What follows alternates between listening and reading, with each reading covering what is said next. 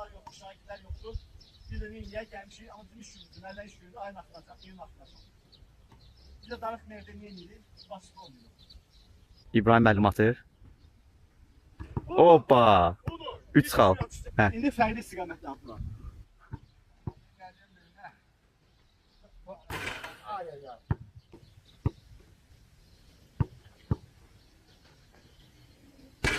Oy oy oy. Ay ay ay. Aa yok işte. Ben kalkar tabii kalkar. Ay ay ay.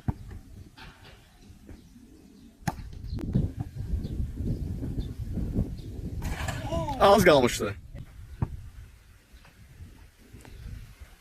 Oy derece 100 falan. Nasıl çoğalmış? Adam yolu var. Hə.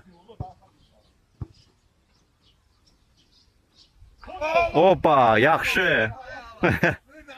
Sen